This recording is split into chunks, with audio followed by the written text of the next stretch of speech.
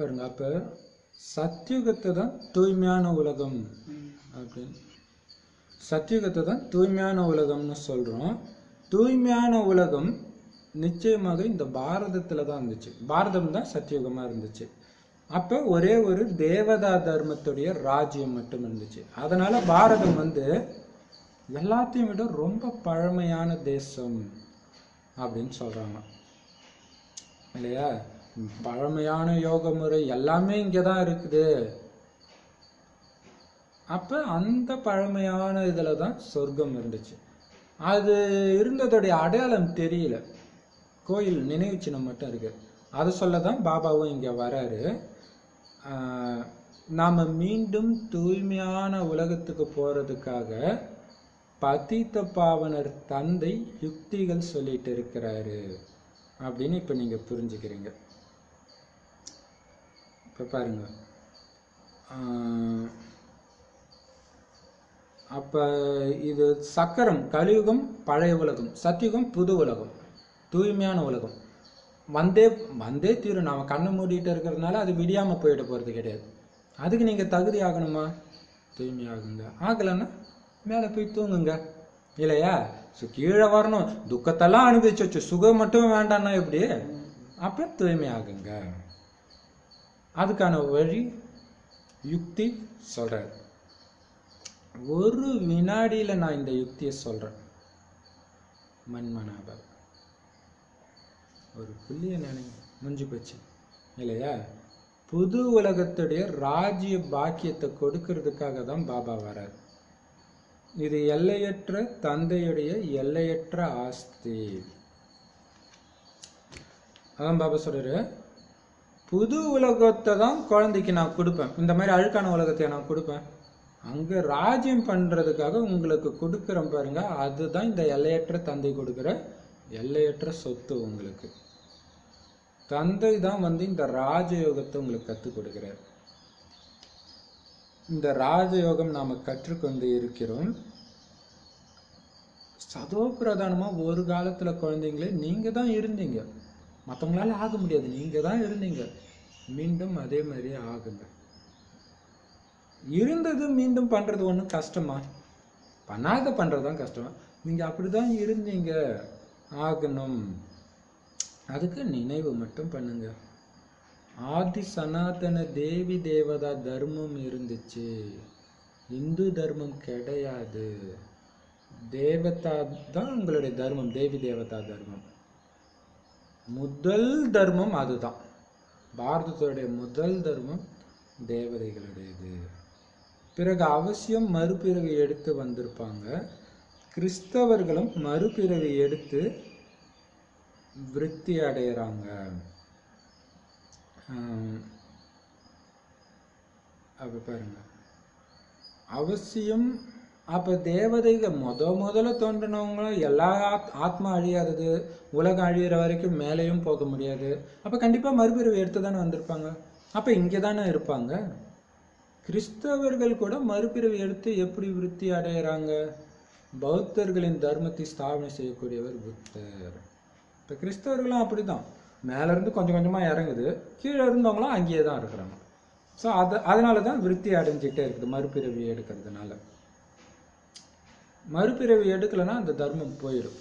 அப்போ பார்த்தீங்கன்னா ஒரு நாட்டில் அந்த தர்மத்தையே பேன் பண்ணிட்டாங்க, தடை பண்ணிட்டா கூட பயங்கர வெறித்தனமாக கிறிஸ்தவ மதத்தை பரப்பக்கூடிய ஒரு ஆத்மா அந்த இடத்துல ஜென்மம் எடுத்துச்சுன்னு வச்சுங்களா, எங்கேயோ இன்டர்நெட்லேயோ புக்லேயோ அதை படித்து பிடிச்சி உடனே என்ன பண்ணோம், அந்த மதத்தை பரப்ப போயிடும்.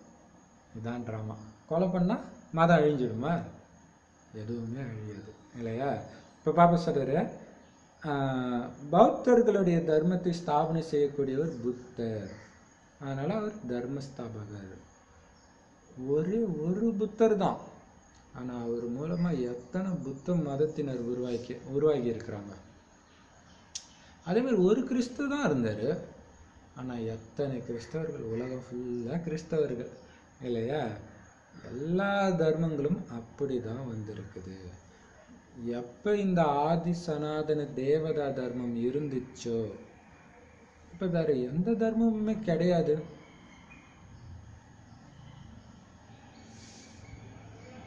மற்றதை பற்றி அறிந்திருக்கிறார்கள்.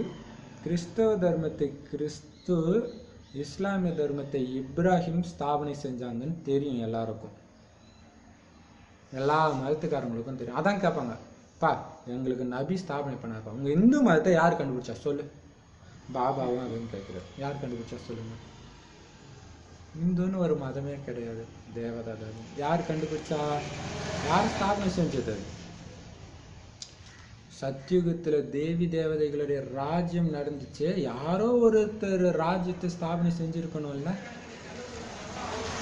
ஏன்னா ராஜா ராணி ஆட்சி நடக்குது, திடீர்னு சத்தியுகத்துல எப்படி ராஜா ராணி ஆட்சி வந்தது? இப்போ யாரோ பண்ணிருக்கணும். யாராவது ஒரு மனுஷன் வந்து நான் உங்களை ஆள்றேன்னா விட்டுருவாங்களா? இப்போ மனிதர்கள் கண்டிப்பா ராஜராணி ஆட்சி உருவாக்க முடியாது, இறைவன் தான் உருவாக்க முடியும் இல்லையா? சூப்பரான பாயிண்ட் இல்லையா? சத்தியுகத்துல தேவி தேவதா தர்மம் இருந்துச்சு, அதைத்தான் இப்ப பாபா ஸ்தாபனை செய்யறாரு. அதனால பாபா சங்கம யுகத்துல வர வேண்டியதா இருக்குது. இப்ப எல்லா மனிதர்களுமே தூய்மை இல்லாத உலகத்துல தான் இருக்கிறாங்க. பழைய உலகத்துல கோடிக்கணக்கான மனிதர்கள் இருக்கிறாங்க.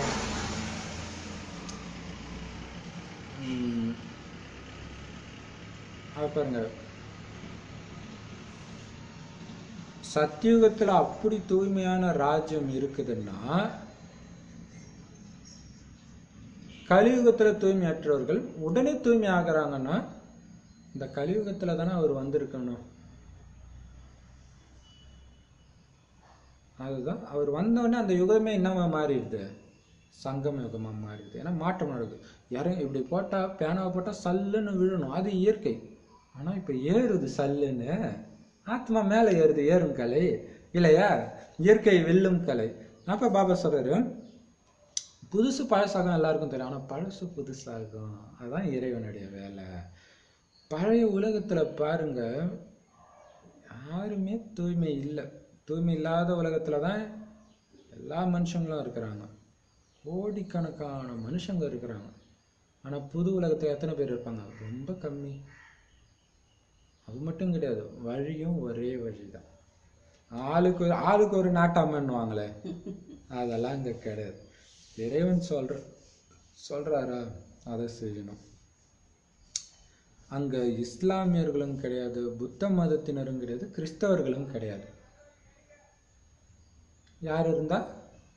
அமைதியா ஒரே வழியில இருக்கக்கூடிய தேவதா தர்மத்தினர். இப்ப எங்க அவங்க? மறைஞ்சு போச்சு, மறைஞ்சிருச்சு. இறைவன் எப்படி அந்த தர்மத்தை ஸ்தாபனை செய்தாரு யாருக்கும் தெரியாது. தேவதா தர்மம்ங்கிற பேரையே மறந்துட்டாங்க, இந்து தர்மம்னு சொல்லிடுறாங்க. எப்ப பழைய உலகம் மாறணுமோ அப்பதான் நான் வரேன் அப்படின்னு பாபா இப்ப புரிய வைக்கிறார். இப்ப பாருங்க, தேவதா தர்மம்னு ஒண்ணு இருந்ததுன்றதே மறந்துட்டாங்க, ஹிந்து ஆயிடுச்சு.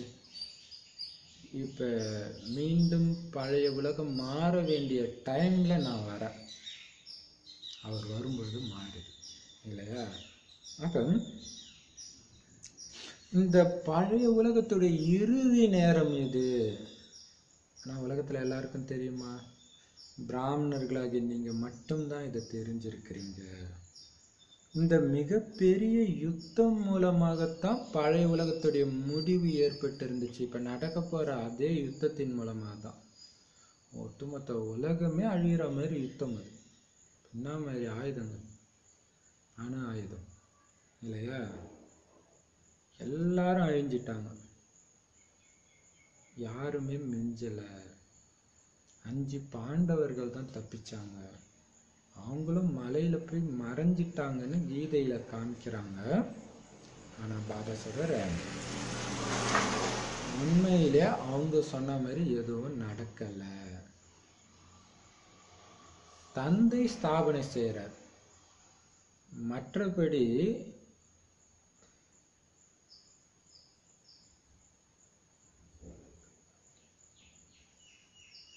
பிரளயமோ தண்ணீர் மயமாவதோ ஏற்படுறது கிடையாது.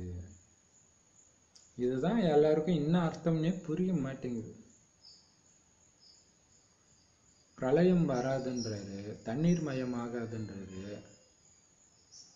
ஆனா பாரதம் மட்டும்தான் அப்ப இருக்கும்ன்றாரு. ஆனா பாரதமும் கம்மியா தான் இருக்கும்ன்றாரு. அப்ப எல்லாம் கடலுக்குள்ள தானே இருக்கணும். அப்ப தண்ணீர் மயம் ஆகாம எப்படி? அதுதான் கொஞ்சம் என்ன அர்த்தத்துல சொல்றாருன்னு தெரியல இல்லையா. இப்ப ஒரு இடம் மட்டும் தண்ணீர் மயம் ஆகாது அந்த அர்த்தத்துல சொல்றாரா அப்படின்னு தோணுது. ஏன்னா அந்த ஒரு இடம் மட்டும் ஆகாது கண்டிப்பா.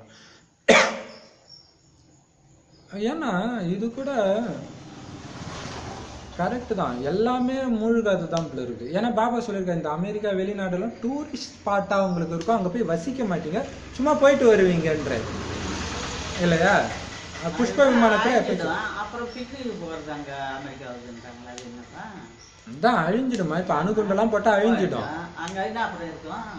சொர்க்கம் வரும்போது அங்க எதுவும் இருக்காது, அங்க ஏதாவது ஒரு ஆயிருக்கும்ல, செடியெல்லாம் வந்து ஏதோ மாதிரி இருக்கும் இருக்குன்னு நினைக்கிறேன். அதுதான் அப்ப அது ஏதோ ஒண்ணு நமக்கு துல்லியமா அது எப்படி நடக்கும்னு தெரியல. 500 வருஷத்துக்கு முன்னாடி கண்டுபிடிச்சாங்க. அது இருக்குது எப்பத்துல இருந்தோ, இவங்க அப்பதான் போய் கண்டுபிடிச்சாங்க அந்த இடத்த. இப்ப பாபா சொல்றாரு, பதித்த பாவனரே வாங்க, எங்களுடைய துக்கத்தை இன்னைக்கு சுகத்தை கொடுங்க அப்படின்ட்டு பாபாவை கூப்பிடுறாங்க. ஏன்னா இப்ப ராவண ராஜ்யம் நடக்குது.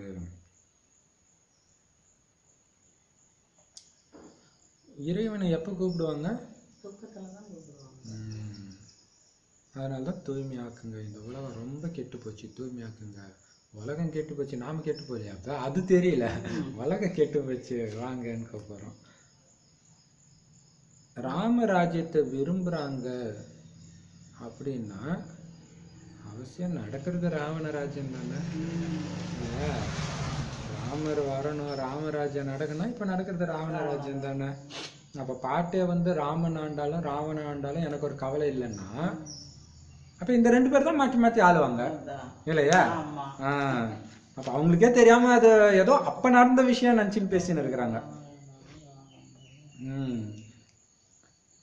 சூப்பரா கேக்குறாருல.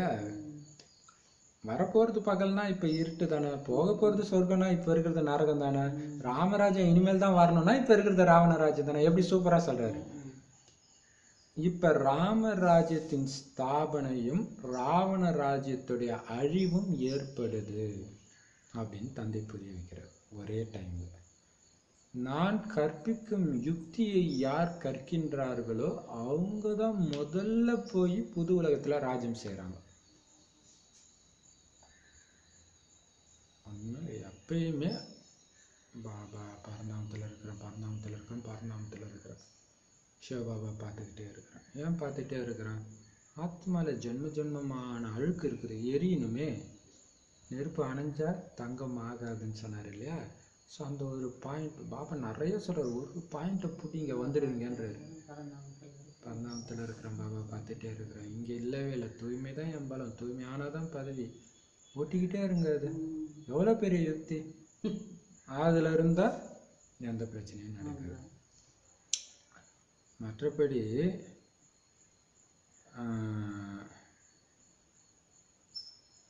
நான் கற்றுக் கொடுக்குற இந்த யுக்தியை கற்றுக்கிறவங்க தான் புது உலகத்துல ராஜ்யம் செய்கிறாங்க.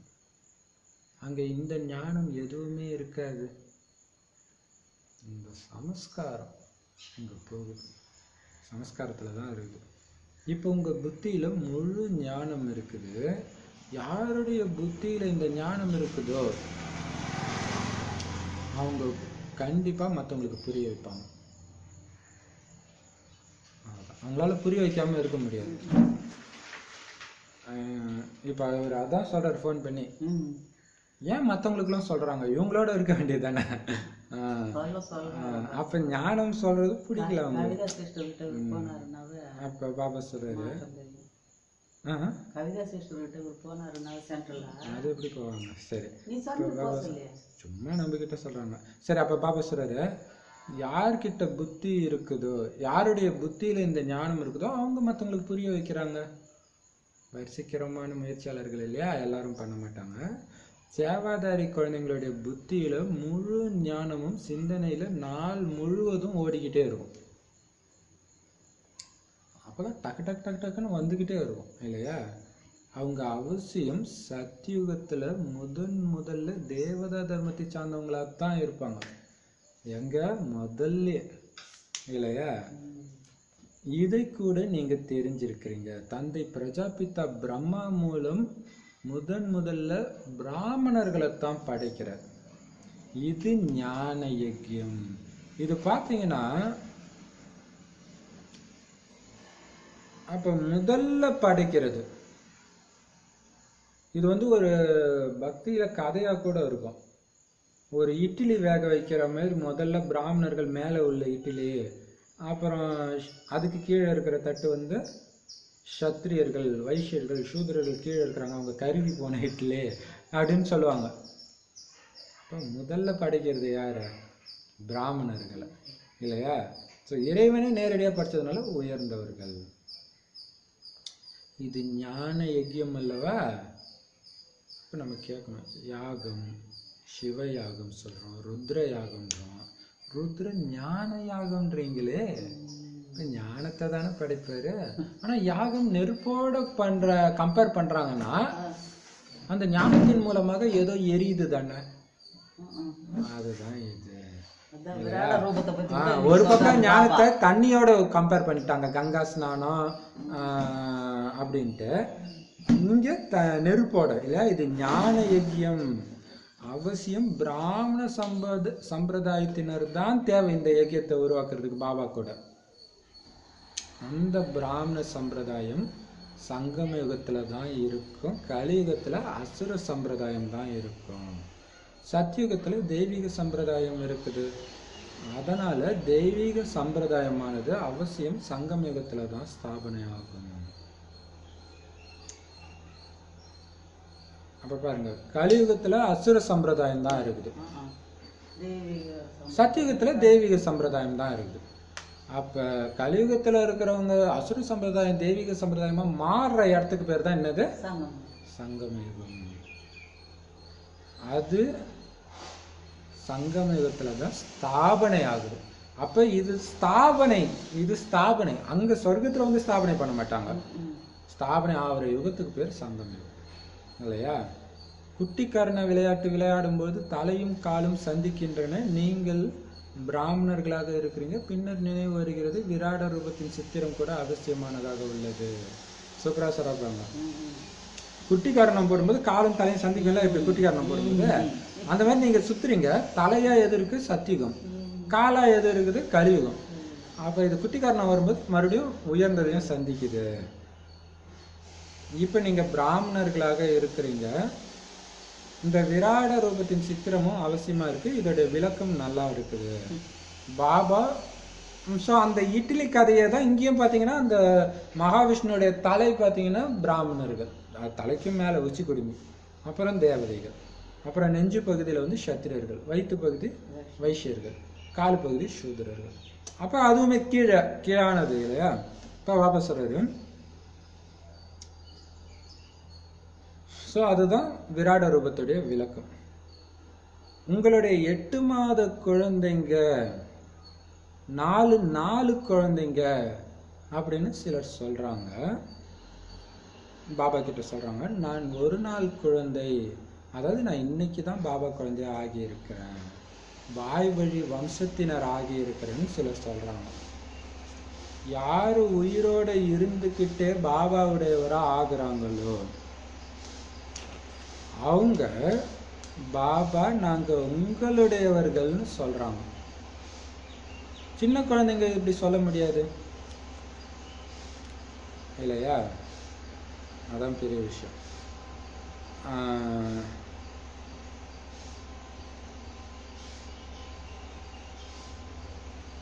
உயிரோட இருந்துக்கிட்டே பாபாவுடையவர் ஆகுறதுன்னா என்ன அர்த்தம்? உயிரோடு இருந்துக்கிட்டே இறக்குறது. ஒரு பாபாவை தவிர எனக்கு யாருமே இல்லைன்றதுதான் பாபாவுடைய உலகம். ஏன்னா இங்க இருக்கிற எல்லாம் அழுக்கானவங்க. பாபா குழந்தையா இருந்தாலுமே கூட அவங்களும் வரிசைக்கிரமா முயற்சி பண்ணிட்டு இருக்கிறாங்க. சும்மா ஒரு சேவைக்காக அவங்க கிட்ட தொடர்பு வைக்கிறோமே தவிர மெயின் புத்தி அங்கதான் இருக்கணும். அவர்கிட்டே தான் பேசிட்டு இருக்கணும் வந்துட்டாரு. ஏன்னா அவருக்கு சமமானதான் அங்க வர முடியும். இங்க இருக்கிறவங்க யாரு எப்படி இருப்பாங்க, பாபாவே சொல்றாரு நம்ம ஆளை உருவாக்கலன்ட்டு. நாம ஃபர்ஸ்ட்னு பிடிப்போம், அது பார்த்தா கடைசியில வந்து நிற்கும் இல்லையா. இப்ப பாபா சொல்றாரு, பாபா குழந்தைய உயிரோட இருக்கும்போதே ஆகிறவங்க தான் பாபா நான் உங்களுடையவர்னு சொல்றாங்க. சின்ன குழந்தை அப்படி சொல்ல முடியாது. இந்த ஞானமே பெரியவர்களுக்கானது. பாபா நான் உங்களுடைய சின்ன குழந்தைன்னு சொல்றாங்க. சின்ன குழந்தைங்களுக்கு படங்களை புரிய வைக்கிறது ரொம்ப ஈஸி. நாளுக்கு நாள் ஞான விளக்கம் விஸ்தாரமாகிக்கிட்டே இருக்குது. படத்தை வச்சு புரிய வைக்கிறது சின்ன குழந்தைங்களுக்கு ஈஸி தான் இல்லையா. இங்க சின்ன குழந்தைன்னு பாபா சொல்றது யாருன்னா முதல்ல வர குழந்தை, ஃபர்ஸ்ட் நாள் சொல்றாரு. மற்றபடி இது பெரியவங்களுக்கு தான் அதை புரிஞ்சுக்க கூட சக்தி வேணும் இல்லையா. கை குழந்தை எப்படி பண்ணும். ஆனா காமெடி என்னன்னா, இப்போ அந்த சிஸ்டரு அவங்களுடைய குழந்தை 4 வயசு தான் ஆகுது. அந்த பையன் எல்லாருக்கும் ஃபோன் பண்ணி பாபா பத்தி அறிமுகம் கொடுக்குறான்னா அதான் இப்ப பிரச்சனை. எல்லாருக்கும் ஏன் அவன் சொல்லிட்டு இருக்கிறான், அப்படி மாத்தி வச்சிருக்கிறாங்கண்ணா. அவனா ஃபோன் பண்றானா, அவனா சொல்றானா. அவங்க பாட்டி கேட்டா நான் அப்படிதான் சொல்லுவேன், என்ன பண்ணுவேன்றாங்க. அதனாலதான் அவங்களுக்கு ஒன்றும் புரியல. இது பண்றது பாபா அட்வான்ஸ் பார்ட்டி ஆத்மான்னு தெரியல அவங்களுக்கு. இவங்க சொல்லி கொடுக்குறாங்கன்னு நினைச்சுக்கிறாங்க. இப்ப பாபா சொல்றாரு, எப்படியெல்லாம் பாபா திருவிளையாடல் இல்லையா. இப்ப பாபா சொல்றாரு, நாளுக்கு நாள் பாபா ஞானத்தின் விளக்கமும் விரிவாயிட்டே போகுது. இன்னும் இந்த பாயிண்ட் வச்சு சொல்லலாம், அந்த பாயிண்ட் வச்சு சொல்லாமே நிறைய வருது. இந்த சித்திரங்களின் யுக்தியானது நாடக திட்டத்தின் அனுசாரமாக 5000 வருஷத்துக்கு முன்னாடி மாதிரியே இப்ப உருவாகி இருக்குது. புதுசு கிடையாது. உருவாக்குனதை உருவாக்கிட்டு இருக்கிறாரு பாபா. பாபா குழந்தைங்க துவக்கத்திலே இது ஏன் உருவாக்கல, இப்ப ஏன் உருவாயிடுச்சுன்ற இந்த கேள்வி யாரும் எழுப்ப முடியாது. சூப்பரான பாயிண்ட் இல்லையா. நாடகத்துல பதிவே இருக்கு, அது அந்த டைமுக்கு கரெக்டா வெளிப்படுது. நாடகத்தின் அனுசாரமாக எந்த யுக்தி எப்ப வெளிப்படணுமோ அப்பதான் வெளிப்படும், கண்டிப்பா வெளிப்படும். நம்ம அது வரைக்கும் பொறுமையா பாபா சொன்ன வேலையை செஞ்சுட்டு இருக்க வேண்டியதுதான். ஸ்கூல்ல படிப்புல கூட வரிசைக்கரமான நிலை இருக்குல்ல, எல்லாருமே ஃபர்ஸ்ட் ரேங்க் எடுக்கிறாங்க. அது மட்டும் இல்லாம முதல்ல பெரிய எக்ஸாம் பாஸ் பண்ண மாட்டாங்க, கொஞ்சம் கொஞ்சமா படிச்சு தான் போய் வரணும். அதே மாதிரிதான் இங்கேயும் எடுத்தவனே எல்லா ஞானமும் சொல்லல. முதல்ல தந்தையை பத்தி ஆஸ்தியை பத்தி மட்டும்தான் கற்பிக்கப்பட்டு, அப்பா கிட்ட ஆஸ்தி அடைய இதை பண்ணுங்க. அப்புறம் தினம் தினம் பாபா கிட்ட இருந்து கேட்க கேட்க கேட்க கேட்க இவ்வளவு ஞானமா அப்படின்ட்டு இல்லையா.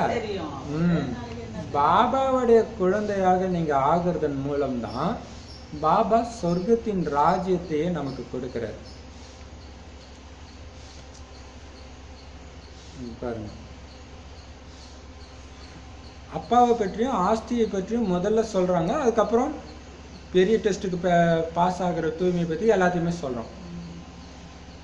பாபாவுடைய குழந்தையா ஆனீங்கன்னா தான் அப்பா கொடுக்கிற சொர்க்கத்தின் ராஜ்யத்தையும் உங்களால அடைய முடியும். குழந்தைக்கு தான் அவர் அதையும் கொடுப்பாரு, விட்டுட்டு போனா அவர் எப்படி கொடுப்பாரு. பிரம்மா பாபாவையும் பிடிக்கணும், பிரம்மா பாபா மூலமா தான் கொடுக்குறாரு. நீங்க பிரம்மா பாபா விட்டு போனீங்கன்னாலும் கிடையாது இல்லையா. தந்தையை தந்தைன்னு சொன்ன பிறகு நம்பிக்கை உடைவதில்லை. இங்கேயோ பாபா பாபான்னு சொல்லும் பொழுதே நம்பிக்கை உடைஞ்சிருது நிறைய பேருக்கு. சரீர அப்பாவா ஒரு தடவை அப்பான்னா அதுக்கப்புறம் டவுட் வருது அவர் அப்பாவான்னு. ஆனா இங்க மட்டும் வருது சொல்றாரு இல்லையா. அப்படின்னா அர்த்தம் விகாரத்துல விழுறாங்கனால அப்பா மேல நம்பிக்கை இல்லைன்னு தான் அர்த்தம். பாபான்னு சொல்லிட்டு இருக்கும்போதே நம்பிக்கை உடஞ்சிடுதுன்றாரு. அப்படின்னா விட்டு போறாங்கன்னு அர்த்தம் இல்ல, விகாரத்துல விழுறாங்கன்னு அர்த்தம். இவர் எல்லையற்ற தந்தைன்னு நீங்க தெரிஞ்சிருக்கிறீங்க. எல்லையற்ற தந்தை கிட்ட இருந்து எல்லையற்ற ஆஸ்தியை இப்ப நீங்க அடைஞ்சிட்டு இருக்கிறீங்கன்னா அவருடைய ஸ்ரீமத் படி தானே நடக்கணும். நடக்கலையே, அப்ப எப்படி நீங்க பாபா மேல நம்பிக்கை இருக்குதுன்னு சொல்ல முடியும். அவருடைய ஸ்ரீமத் இல்லையா. மற்ற அனைத்து விஷயங்களையும் விட்டுட்டு என்னை நினைவு செய்யுங்க, ஆஸ்தியை நினைவு செய்யுங்க, ஆஸ்தியை அடையிறதுக்காக சேவை செய்யுங்க. இந்த 3 தான். அப்பாவை நினைவு செய்யுங்க, ஆஸ்தியை நினைவு செய்யுங்க, நான் இவங்களாம் என் பிரஜை ஆக்குறதுக்கான வேலை செய்யுங்க. நீ என்னுடைய பிரஜைனாவது போய் சொல்லிட்டு வாங்க. அது கூட சொல்லாம அவங்க பிரஜை ஆயிடுவாங்களா இல்லையா? அப்ப எல்லாத்தையும் விட்டுருங்க. உலகத்துல என்ன நடக்குது அது உங்களுக்கு தேவையில்லை. என்ன நினைவு செஞ்சுட்டே இருங்க, ஆஸ்தியை நினைவு செய்யுங்க. நடந்தாலும் சுத்தினாலும் இந்த நினைவு உங்களுக்கு இருந்துச்சுன்னா அதன் மூலமாகத்தான் உங்களுக்கு குஷியும் ஏற்படும். ஆனா இந்த நினைவு ஏன் உங்களுக்கு இருக்கிறது கிடையாது.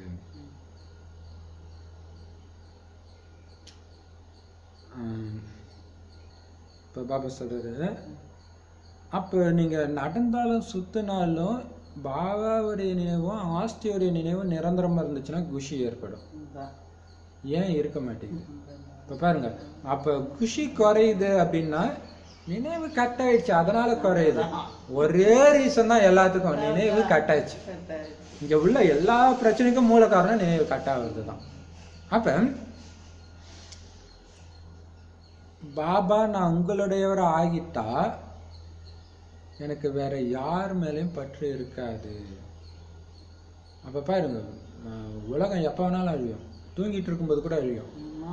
அந்த நேரம் பாபா நினைவுல இருப்பீங்க. ஆனா தூக்கத்திலையும் பாபா நினைவு இருக்கிற அளவுக்கு பக்காப்படுத்த சொல்றாரு. அப்ப தூக்கத்துல திடீர்னு ஏஞ்சி ஒருத்தன் கத்தியை அனுப்புறான், நீ பாபா வீட்டுக்கு போகாதன்றான்னா கோபம் வருதுன்னா என்ன அர்த்தம்? அந்த நேரம் அப்ப மாயாவுக்கு தெரியுது அந்த நேரம் வந்தா இவங்க சுய நினைவை இழப்பாங்கன்ட்டு. ஸோ அப்போ அப்படி ஸ்லைட்டாக கண்ணு முடிச்சா டக்குன்னு பாபா இருந்துக்கிட்டோம். ஏன்னா நமக்கு கரெக்டு தான், நல்ல தூக்கத்தில் இருக்கும்போது பார்த்தீங்கன்னா அசுர சம்ஸ்காரங்கள் வெளிப்படும். அதுக்கு தான் பாபா அதிகாலையில் எழுந்துச்சு நினைவு பண்ண சொல்றாரு. இப்போ பாபா சொல்றாரு, ஆனா இந்த நினைவு ஏன் இருக்க மாட்டேங்குது? குஷியா இருக்கணும், செம்ம சந்தோஷமா இருக்கிறதுக்கான வழியை சொல்றேன், ஏன் அதை பண்ண மாட்டீங்க?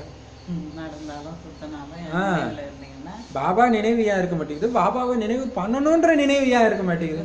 அந்த ஞாபகம் இருக்க மாட்டேங்குது. மறக்கிறதுனால தான் நினைக்க மறந்துடும்.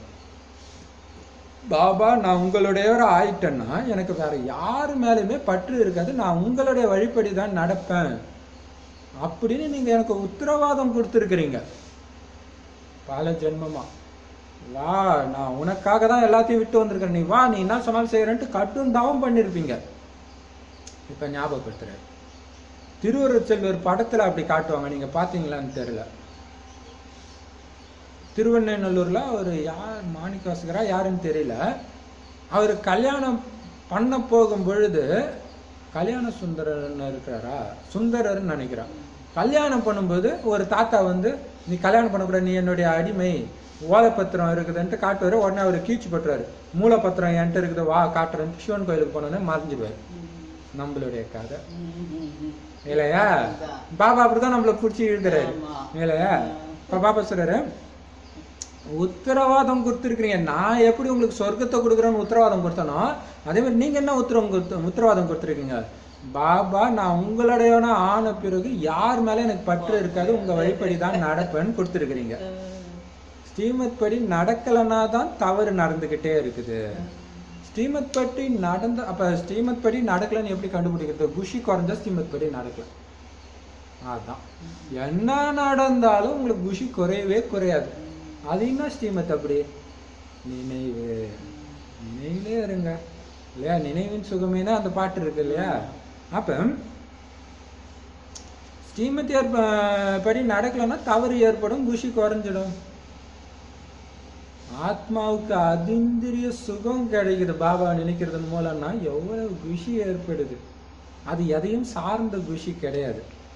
பரமபிதா பரமாத்மா நமக்கு ராஜ்ய பாக்கியத்தை கொடுத்து இருந்தாரு. அதை 84 பிறவிகள் எடுத்து எடுத்து நாம இப்ப இழந்துட்டோம். பிறகு தந்தை அதை கொடுத்துக்கிட்டு இருக்கிறாரு அப்படின்னு இப்ப ஆத்மா தெரிஞ்சிருக்குது. அப்படின்னா உங்களுக்கு அபாரமான குஷி இருக்கணும்ல. இப்ப பாபா சொல்றாரு பாருங்க சூப்பரா, ஆத்மாவுக்கு அதீந்திரிய சுகம் கிடைக்குது, அதை விட உயர்ந்த சுகம் எதுவுமே கிடையாது இல்லையா? அதனாலதான் இதுல இருங்க வைரம் மாதிரி யுகம் சத்தியுகத்துல கூட இது கிடைக்காதுன்றாரு. அப்ப எவ்வளவு குஷி ஏற்படுது. ராஜ்ய பாக்கியத்தை கொடுத்திருந்தாரு, 84 பிறவி எடுத்து அதை இழந்துட்டோம், மீண்டும் கொடுத்துட்டு இருக்கிறாருன்னு ஆத்மாவுக்கு தெரிஞ்சிருச்சுன்னா எவ்வளவு குஷி இருக்கணும். அப்ப அந்த போதை இல்லை. அதாவது நீங்க பாபா நினைவு விட்டுருங்க, நான் தான் இந்த நாராயணை இழந்துட்டேன், ஆகிட்டு இருக்கிறேன் அதுக்கான முயற்சியில இருக்கிறேன்னா எவ்வளவு குஷி இருக்கணும். அந்த குஷி வெளிப்படுமா, இந்த உள்ளார்ந்த குஷி வெளிப்படும். அப்ப குஷியா பார்ப்போம். சத்தியுகத்துடைய சமஸ்காரம் இங்க இருக்கும், கலியுகத்து மனிதர்கள் தடையை ஏற்படுத்துவாங்க. ஆனா நீங்க அந்த ஆனந்தத்துல சிரிச்சிட்டு இருப்பீங்க. தெரியலையே, இந்த ஆத்மாவுக்கு அதிர்ஷ்டம் இல்லையே, ஆனா கருணை இருக்கும், சண்டை போட மாட்டீங்க.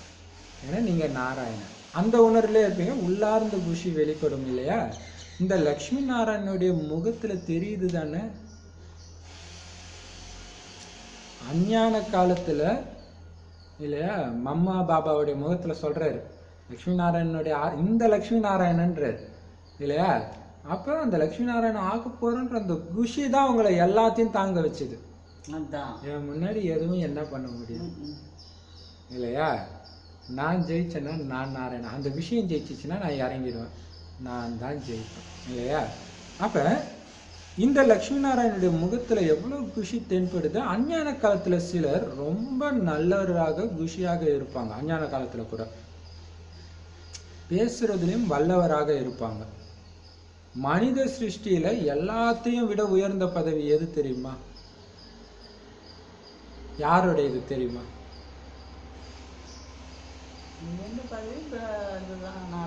ஸ்ரீநாராயணன்.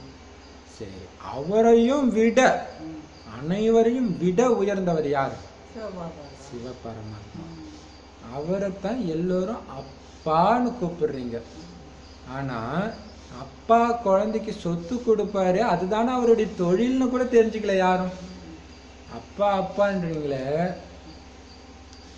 அப்பா என்ன கொடுப்பாரு? துக்கமா கொடுப்பாரு. ஏன் கடவுளே என்ன சோதிச்ச, ஏன் முருகா என்ன சோதிச்ச அப்படின்னு கடவுள் நினைச்சிட்டு அந்த பேரை சொல்றாங்க. அப்ப அப்பா அதுவா பண்ணுவாரு? வேற யாரோ போறீங்க, ஏதோ ஆயிடுச்சு போற வழியில, அங்க உட்காந்துட்டு ஏன்பா எனக்கு இப்படி பண்ணிட்டு உங்க சரீரத்துடைய அப்பாவை திட்டுவீங்களா? அவர் எங்கேயோ கிடைக்கிறாரு, திட்ட மாட்டீங்க. அப்ப சரீரத்துடைய அப்பாவே துக்கம் கொடுக்க மாட்டாருன்னா ஆத்மாவுடைய அப்பாவா கொடுப்பாரு? அவருடைய தொழிலை தெரிஞ்சுக்கல, இதெல்லாமா அவருடைய வேலை? இந்த பொம்பளை எப்படி இருந்துச்சு பாரு, கடவுள் நல்ல தண்டனை கொடுத்தாரு, அதுவும் அவருக்கு வேலை இல்லையா. எப்ப பாபா வராரோ அப்பதான் தன்னுடைய அறிமுகத்தை கொடுக்கிறார். தந்தை கிட்ட இருந்து நமக்கு அந்த வைகுண்டத்தின் ராஜ்யம் கிடைக்குது, குஷி ஏற்பட வேண்டாமா? நாராயணன் ஆக போற குழந்தை எப்ப நாளைக்கு ஆக போற ஆயிட்ட, அந்த மாதிரி ஆயிடுச்சு. ஏன் குஷியை காணும்? நாராயணன் இப்படி இருக்கலாமா? எப்படி கேட்கிறாரு இல்லையா பாபா. அந்த குஷி பாபாவுக்கு வருத்தமா இருக்குது. குழந்தை நான் எவ்வளவு பெரிய பதவிக்கு நீ அடைய போறன்ற, நீ பற்றி சாதாரணமா இருக்கிற. இதே ரொம்ப பண கஷ்டம், நம்ம ஒரு 20 ரூபாய் கொடுத்து லாட்டரி சீட்டு வாங்கிட்டு வந்த 2 லட்சம் வந்துருச்சுன்னா அதை கேட்கும் போதே மனசு அப்படியே படப்படப்படப்படன்னு ஒரு குஷி வருது இல்ல, அது வருதா? நாராயணன் ஆக போறோன்றோம், அதுவும் 21 பிறவிக்கு 2500 வருஷத்துக்கு உங்களை அசைச்சிக்க யாருமே கிடையாதுன்றோம். ஏன் குஷி ஏற்பட மாட்டேங்குது?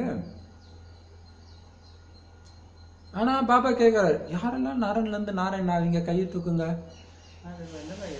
நல்லா கையை தூக்குவாங்க. இந்த நாளைக்கு தூக்குவாங்க பாருங்க, நாளைக்கு பாபா வீட்டுல கேட்பாரு, நல்லா கை தூக்குவாங்க. பாபா சொல்றாரு, ஆனா எதுவும் புரிஞ்சுக்கல.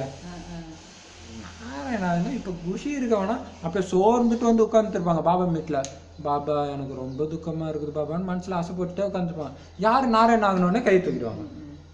அப்ப ஒன்னும் புரிஞ்சுக்கல. அப்ப அந்த போதைய மைண்ட்ல ஆசை போட்டுட்டு இருக்கணும் இல்லையா. யாருக்கு நம்பிக்கை இருக்குதோ அவங்களுக்கு அப்பாடா நான் இப்ப 84 பிறவி முடிச்சிட்டேன் பான்ட்டு குஷி இருக்குமோ. நான் தான் நாராயணன் இருக்கிறவங்களுக்கு இந்த நம்பிக்கையில தான் இருக்குதே எல்லாமே இல்லையா. அப்ப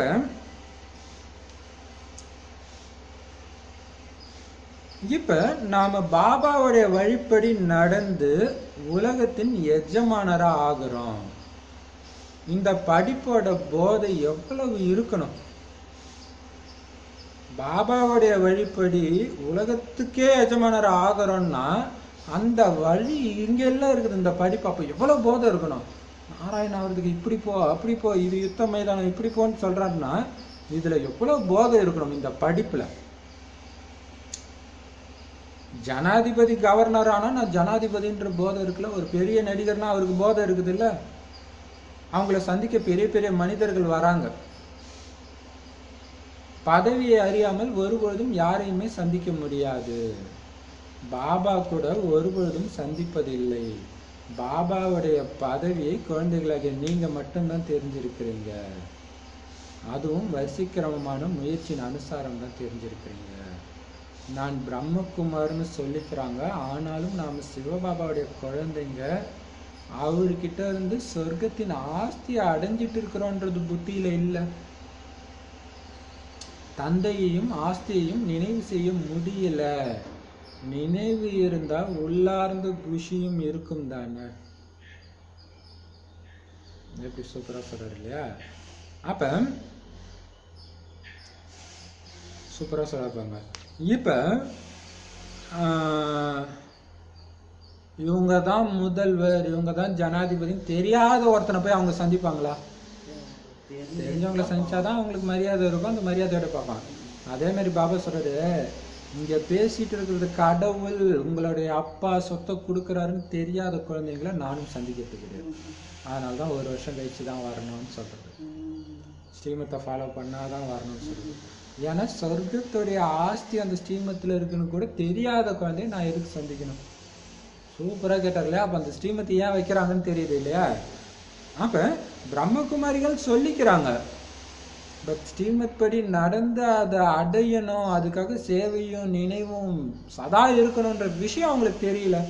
தூய்மையா இருக்கணும்னு தெரியல.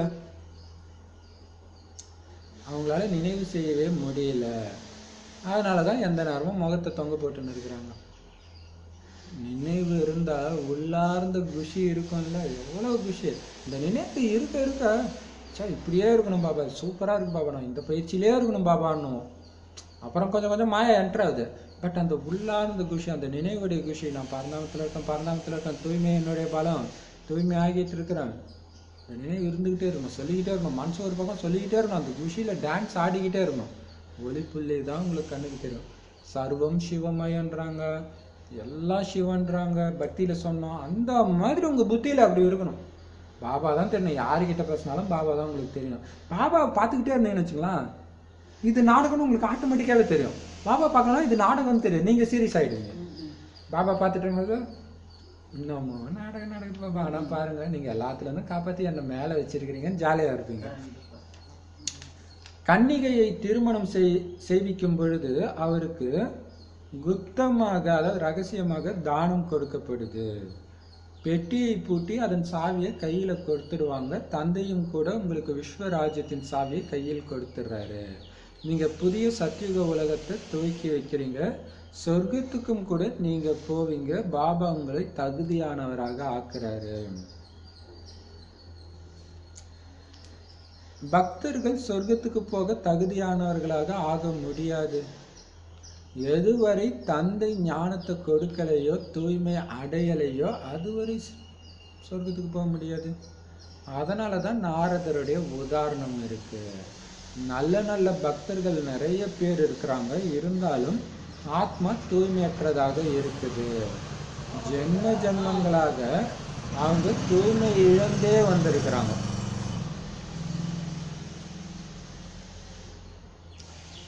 தீவிரமா பக்தி செய்யறவங்க இருக்கிறாங்க. ஒரு சனிக்கிழமை விடாம விரதம் பிடிக்கிறவங்க, பெருமாள் கோயிலே கதின்னு கிடக்குறவங்க, பிரதோஷம் சிவன் கோயிலே கதின்னு இருக்கிறவங்க எல்லாம் இருக்கிறாங்க நிறைய பேர். இருந்தாலும் ஆத்மா தூய்மையற்றதா தானே இருக்குது. ஏன்னா ஜென்ம ஜென்மமா தூய்மை இழந்து வந்திருக்கிறாங்களே. தூய்மை இழக்கிறதுனா என்ன அர்த்தம்? ஏணிப்படியில இறங்குறது. ஸோ இப்போ ஏறணும். அப்போ தூய்மை தான் நம்மளுடைய பலமே. உங்களை பாபா பிரம்மா மூலமா தத்து எடுக்கிறாரு, புது உலகத்துல போய் ராஜ்யம் செய்யறதுக்காக. வேற யாருமே ராஜ்யத்தை ஸ்தாபனை செய்யவே இல்லை இல்லையா. பிரம்மா பாபாவோடு சேர்ந்து, சிவபாபாவோடு சேர்ந்து நாம தான் சொர்க்கத்தின் ஸ்தாபனை செஞ்சுட்டு இருக்கிறோம். மதத்தை தான் ஸ்தாபனை பண்றாங்க மற்றவங்களாம். தந்தை தான் சங்கமேகத்துல வந்து, இப்போ பாருங்க பெரிய விஷயம். பாபா சொல்றாருல, மதத்தை ஸ்தாபனை பண்றதுக்கு தடை வராது, தர்மத்தை ஸ்தாபனை பண்ணதான் தடை வரும். ஒண்ணு தூய்மை. இப்போ புதுசா பார்த்தீங்கன்னா சேவை பண்றாங்களேன்றது, கிறிஸ்தவர்கள்லாம் எல்லாம் போய் மதத்தை பரப்பணும்லாம் நினைக்க மாட்டாங்க. அந்த ஃபாதருங்க தான் அதை பண்ணணும்ட்டு இவங்க கையில நோட்டீஸ் கொடுத்து கொடுங்கன்னுவாங்க. இவங்களா சுயமாலாம் அடிச்சு பண்ண மாட்டாங்க. ஆனா பாபா குழந்தைங்களுக்கு போதை ஏறிச்சுன்னா என்ன பண்ணுவாங்க, சுயமா எல்லாம் பண்ணிக்கிட்டே இருப்பாங்க. அவங்களால பண்ணாம இருக்கவே முடியாது. அதுலதான் தடையும் வருது. இவங்களுக்கு வித்தியாசமா இருக்குது. கிறிஸ்தவ மதத்துல எப்படி அது ஒரு மாதிரி இருக்கிறாங்க, அவங்க துக்கத்தினால அவங்க பண்ணிட்டு இருக்கிறாங்க. ஆனா இங்க குஷியில பண்றோன்றது அவங்களுக்கு தெரியல இல்லையா? இப்ப பாபா சொல்றாரு, கல்யாணம் பண்ணும்போது பெட்டியை பூட்டி சாவியை கொடுப்பாங்க பொண்ணுக்கு. ஆமா, எல்லாத்தையும் கொடுத்துட்டு பின்ன சாவி பூட்டி தான் கொடுப்பாங்க. பின்ன கொடுக்காது இருப்பாங்க. மண்டபத்திலேவா? மண்டபத்துல இப்ப எல்லாம் எடுத்து போயிடுறாங்க. எல்லாம் சீர்வாரெல்லாம் பொண்ணு கையில கொடுப்பாங்களா? பொண்ணு கையில கொடுப்பாங்க. சரி சரி சரி, அப்படி ஒரு பழக்கம் இருந்துச்சு பிள்ளைங்க. அப்ப அந்த மாதிரி சொல்லுவாங்கல்ல, மருமக கையில வந்து பீரோ சாவியை கொடுப்பாங்கன்னு ஏதோ சொல்லுவாங்கல்ல. சரி, அதே மாதிரி தான் பாபாவும் ஆத்மாக்கள் பெண்கள் இல்ல, மணவாளன் அவர் இல்ல, என் சொத்தெல்லாம் நீ தான் குழந்தை மனைவி கிட்ட கொடுக்குற இல்லையா? ஆனா அப்ப என்ன ஆகுது, தகுதியானவரா ஆகிட்டு இருக்கிறோம். இறைவனுடைய மனைவிக்கு தான் இறைவனுடைய சொத்து, இறைவனுடைய குழந்தைக்கு தான் இறைவனுடைய சொத்து. பக்தர்களுக்கு கிடையாது. பக்தர்களுக்கு கொடுப்பாங்களா? சூப்பரான விஷயம் இல்ல. ஒரு பெரிய இது பெரிய கோடீஸ்வரன் இருக்கிறான், அவனுக்கு கீழே நிறைய வேலைக்காரங்க இருப்பாங்க, அவன் ஆஃபீஸில் வேலை செய்கிறான், எல்லாருக்குமே சொத்து கொடுப்பாங்க. மனைவிக்கு கொடுப்பாங்க, இல்லை பிறகுற குழந்தைக்கு கொடுப்பாங்க. இப்போ பக்தர்கள் வந்து வேற, பிரஜைகள் இல்லையா? பிரஜைகள் கூட கிடையாது, அது கூட வர மாட்டாங்க. அவங்க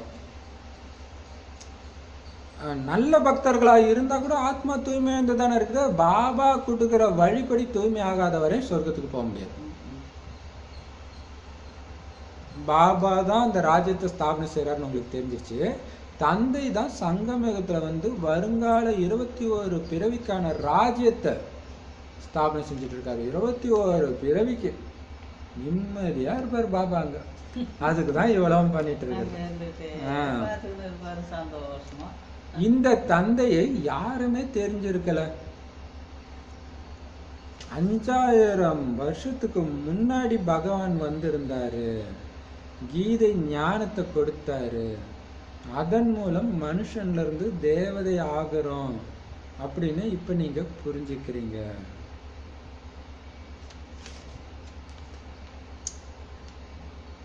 இப்ப பாருங்க, இந்த அப்பாவை யாருமே தெரிஞ்சுக்கல. 21 பிறவிக்கு ஆஸ்தியை கொடுக்குற அப்பாவை நான் தான் அப்பான்னு அவர் கெஞ்சுற மாதிரி இருக்கு. யாருமே தெரிஞ்சுக்கல.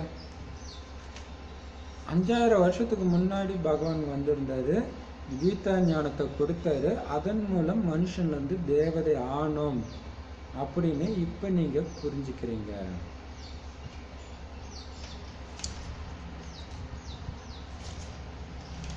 அப்ப கீதையின் மூலமாக தான் நம்ம தேவதையாக ஆக்கப்படுறோம்.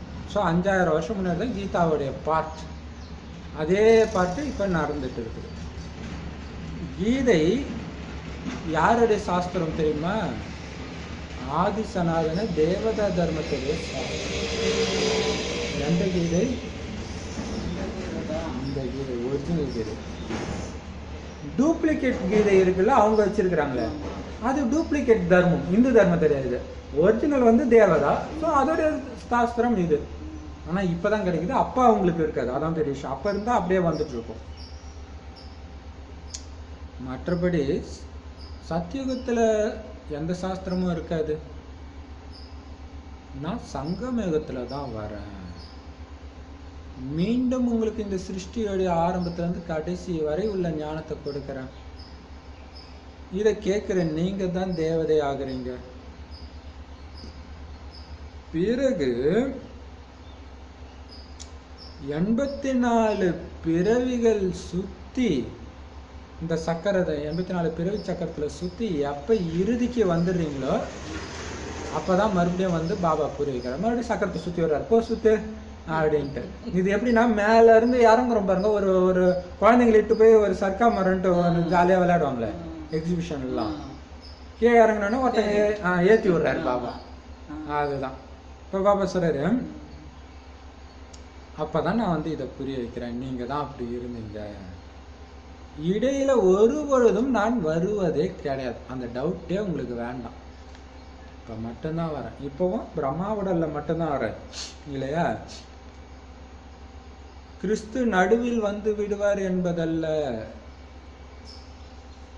மற்றும் யாரெல்லாம் தர்மத்தை ஸ்தாபனை செய்யறாங்களோ அது இந்த உலகத்துக்காக தான் செய்யறாங்க. புது உலகத்தை ஸ்தாபனை செய்யறதுக்காக பாபா மட்டும்தான் வர்றாரு, அதுவும் சங்கமயத்துல தான் வர்றாரு. கிறிஸ்துவோடைய ஆத்மா தான் வந்து பிரவேசம் செஞ்சு தன்னுடைய தர்மத்தை ஸ்தாபனை செய்து, இந்த தந்தையோ ராஜ்யத்தை ஸ்தாபனை செய்யறாரு. இந்த லக்ஷ்மி நாராயணனுடைய ராஜ்யத்தை எப்ப யாரு ஸ்தாபனை செஞ்சாங்க, இந்த விஷயம் யாருக்குமே தெரியாது.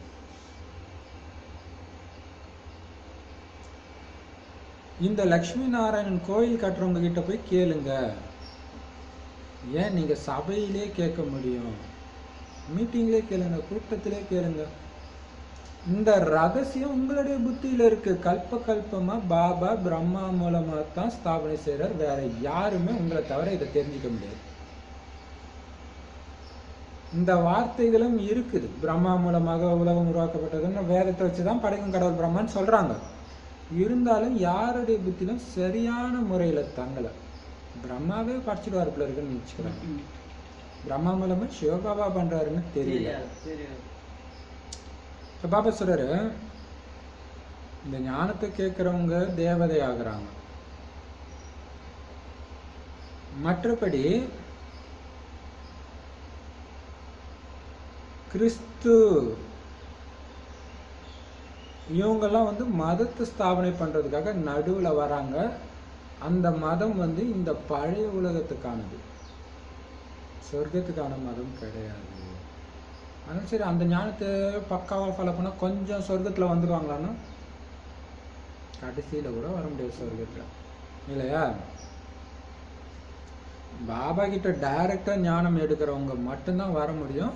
இந்த லக்ஷ்மி நாராயணனுடைய ராஜ்யத்தை யார் ஸ்தாபனை செஞ்சான்னு கோயில்ல போய் கேளுங்க, சபையில கேளுங்க, யாருக்கும் தெரியாது. பிரம்மா மூலமா நடக்குது ஸ்தாபனைனா, பிரம்மாவே படிக்கிறதாவே கூட இருக்கட்டும், கடவுளை கூட விட்டுருணும். அப்ப அவர் படிக்கும்போது அது புது உலகமா தானே இருந்திருக்கும், அப்ப அது சொர்க்கமா தானே இருந்திருக்கும், அப்ப அது விஷ்ணுபுரியா தானே இருந்திருக்கும். அப்ப இது யாருடைய புத்தியிலும் இல்லை.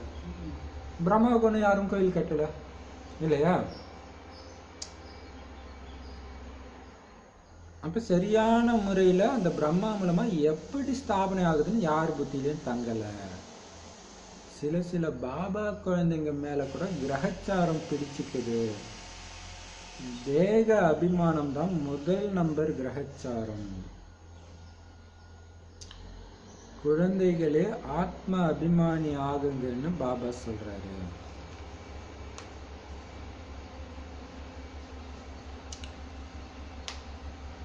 இப்ப தேக உணர்வு தான் பிரச்சனையே. தேகன்ற மாந்தங்க, நான் ஆத்மா பரந்தாமத்தில் வசிக்கக்கூடியவன், பாபா கிட்ட இருக்கிறேன், சதா அந்த நினைவிலே இருங்க. இந்த உடம்பு உணர்வே வேண்டாம் உங்களுக்கு. ஏன்னா அதான் முதல் கிரகச்சாரமே. யாருக்கு? பாபா குழந்தைங்களுக்கு. சில குழந்தைங்க மேலதானே பிடிச்சிதுன்றாரு.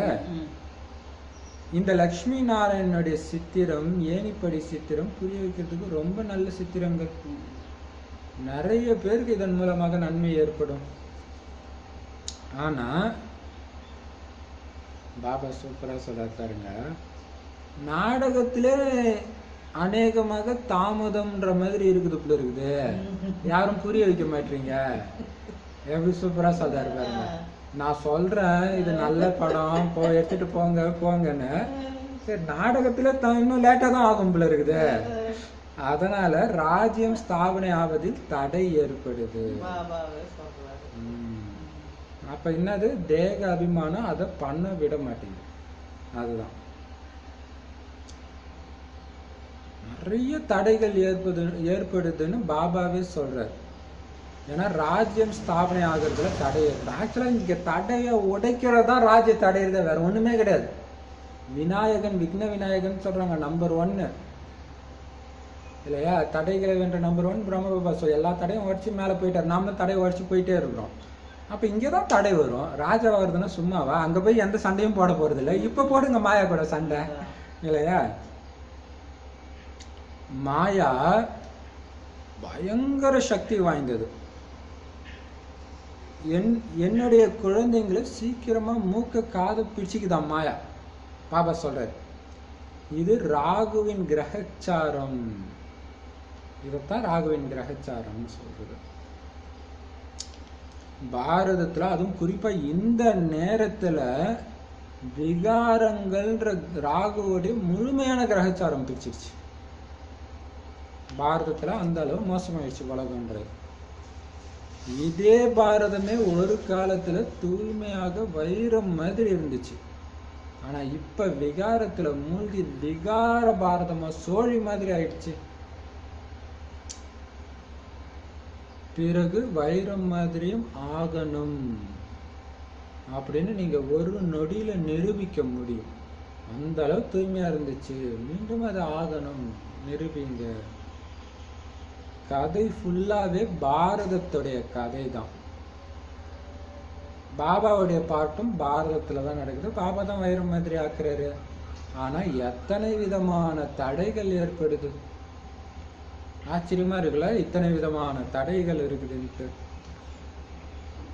தேக அபிமானத்தினுடையது மிகப்பெரிய தடை. லக்ஷ்மி நாராயணனுடைய சித்திரத்தை பத்தி மற்றவங்களுக்கு புரிய வைக்கிறது ரொம்ப ஈஸி. குழந்தைங்களுக்கு சேவைக்கான மிகுந்த ஆர்வம் இருக்கணும். பாபா எப்படி சூப்பரா சொல்றாரு பாருங்க. இப்ப தடை எல்லாமே தேக அபிமானத்துல வர்றதுதான். இப்ப உங்களுக்கு தேக அபிமானம் இல்லாம போயிருங்க. இப்ப பாத்தீங்கன்னா இதுல பாபா மீட் இல்லை நாளைக்கு. இப்ப சேவாதாரிக்கெல்லாம் சொல்லுவாங்களாம், அந்த கேட்டு என்ட்ரன்ஸ்ல அதெல்லாம் போட்டுட்டு போவாங்க. அப்போ போகும்போது பார்த்தீங்கன்னா சேவாதாரிக்கு மீட்டிங் சொன்னாங்க, அவங்க எப்படி இருந்தாலும் நீங்கள் அமைதியாக இருக்கணும், ஏன்னா டிஸ்சர்வீஸ் ஆகிடும், சேவாதாரியே இப்படி பண்ணக்கூடாது அப்படின்னு சொல்கிறாங்க. அதான் பாபா சொல்கிறார், பல விதமான தடை வரும். அதில் முதல் நம்பர் என்னது, தேக அபிமானம். தேக அபிமானத்துடைய மிகப்பெரிய தடை ஏற்படுது. லக்ஷ்மி நாராயணனுடைய ஃபோட்டோ வச்சு மற்றவங்களுக்கு புரிய வைக்கிறது ரொம்ப ஈஸி.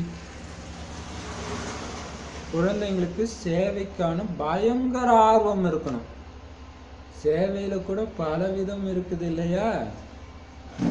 அநேகருக்கு சுகம் கொடுத்தீங்கன்னா அதற்கான பிரதிபலன் அதிகம் கிடைக்குது. சிலர் ஆல்ரவுண்டராக எலும்பு தேய சேவை செய்யறாங்க. அப்ப நாம ஆல்ரவுண்டர் ஆகணுங்கிற குஷி உங்களுக்கு இருக்கணும், ஆர்வமும் இருக்கணும்.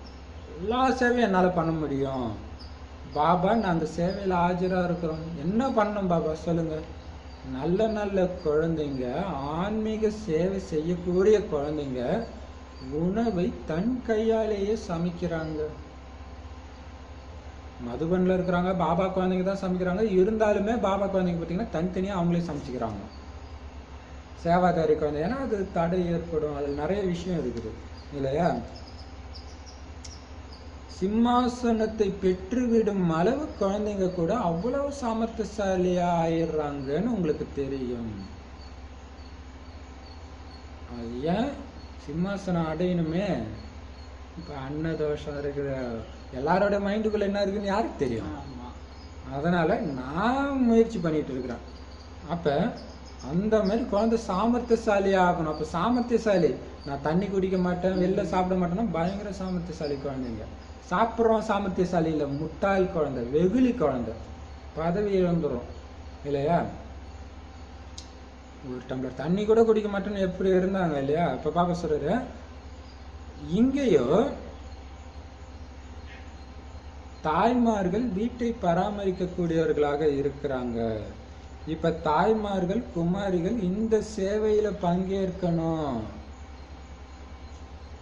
வீட்டை மட்டும் பராமரிச்சுட்டு இருந்தா போதாது, இதுலயும் பங்கேற்கணும். மம்மாவை மாதிரி நீங்க சேவை செஞ்சு காமிக்கணும், நடைமுறையில சேவை செய்யணும். மற்றபடி மம்மா மம்மான்னு சொல்றதுனால மட்டும் என்ன லாபம் வந்துட போகுது? அவங்கள மாதிரி ஆகணும், நல்லது. அதான் பாபா சொல்லியிருக்காருல்ல, நீங்க அப்பா அப்பான்னு கூப்பிடுறதுனால ஒண்ணு எனக்கு பிடிக்காது, நான் சொல்றது செஞ்சாதான் பிடிக்கும் இல்லையா? அப்பா அப்பான்னு சொல்லிட்டு நான் சொல்றது செய்யலைன்னா நல்லது. இனிமையிலும் இனிமையான தேடி கண்டெடுக்கப்பட்ட செல்லமான குழந்தைகளுக்காக தாய் தந்தை பாப்தாதாவின் அன்பு நினைவுகள் மற்றும் காலை வணக்கம். ஆன்மீக குழந்தைகளுக்கு ஆன்மீக தந்தையின் நமஸ்காரம். ஆன்மீக தாய் தந்தைக்கு ஆன்மீக குழந்தைகளின் அன்பு நினைவுகள் மற்றும் நமஸ்தே. தாரணைக்கான முக்கிய சாரம்: தேக அபிமானத்துடைய கிரகச்சாரம் யஜ்யத்துல தடை ரூபமாயிடுது. அதனால எவ்வளவு முடியுமோ ஆத்ம அபிமானி ஆகிறதுக்கான முயற்சி செய்யுங்க. இப்ப நான் செய்யற சேவைக்கு தடை எங்க இருந்து வருது? எனக்குள்ள இருந்து தான் வருது, வெளியில இருந்து வரல இல்லையா? அப்ப ஆத்ம அபிமானி ஆகிறதுக்கான முயற்சி செய்யுங்க. நான் ஆத்மா, பரமாத்மா செய்யற கட்டளை நான் நிறைவேற்றுறேன், அவ்வளவுதான். இதுல எப்படி வேணாலும் நான் தாழ்ந்து போகலாம், அதை பத்தி எனக்கு கவலை இல்லை. இப்ப தேக உணர்வு தான் பாபா சொல்றாரு, வெளியில போய் நோட்டீஸ் கொடுங்க, பஸ் ஸ்டாண்ட்ல போய் நின்று அசிங்கமா நினைக்க மாட்டாங்க. அப்ப எது தடையா வருது? தேக அபிமானம் இல்லையா? லேகியம் விற்கிறவன் அழகா பஸ்ஸுக்குள்ள உட்காந்துட்டு இந்த லேகியம் இப்படி இப்படி நமக்கு எவ்வளவு பெரிய வியாபாரம், நாம ஏன் சொல்லக்கூடாது? அப்ப சொல்ல அவங்க ஏந்திருப்பாங்களா? ஆமா, ஜோதிலிங்கத்தை சொன்னாங்க, இது சொன்னாங்க, அது சொன்னாங்க. எவ்வளவு பெரிய வாய்ப்பு இல்லையா?